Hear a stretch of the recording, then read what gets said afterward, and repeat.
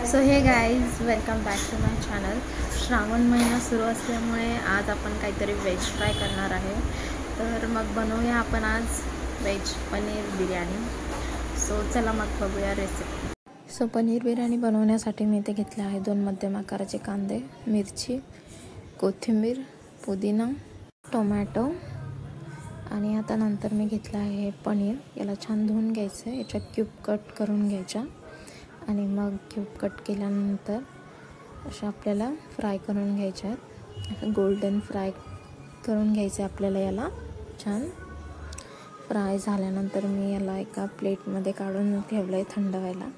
इथे मी घेतले आहेत मसाले, मीठ, शाही गरम मसाला, एव्हरेस्टचा, कांदा लसूण मसाला, लाल तिखट आणि हळद.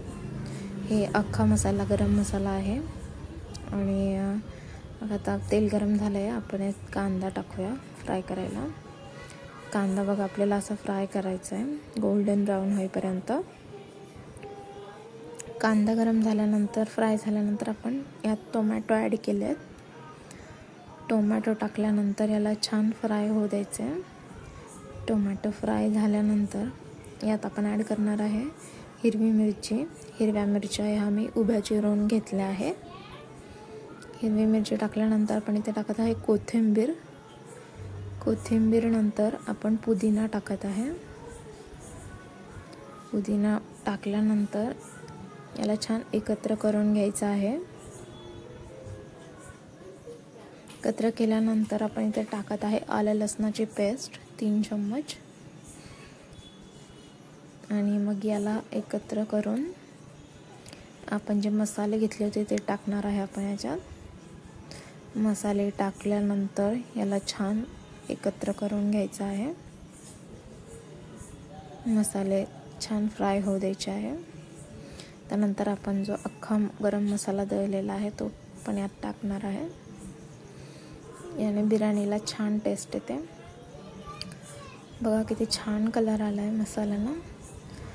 मसाला फ्राय केल्यानंतर आपण फ्राय केलेले पनीर यात टाकणार आहे आणि त्यालाही एकजीव करून घेणार छान.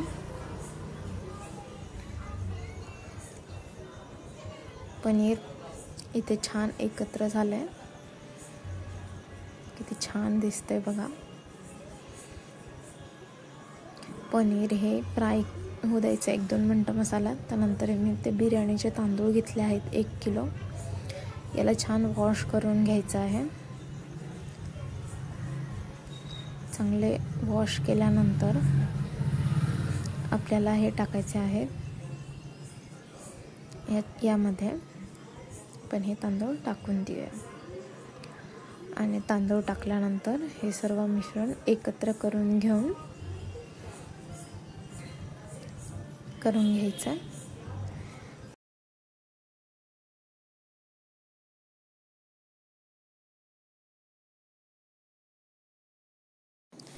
तर तयार आहे आपली पनीर बिर्याणी. तुम्ही पण नक्की ट्राय करून बघा आणि व्हिडिओ आवडल्यास लाईक करा, चॅनलला सबस्क्राईब करा. Thank you for watching.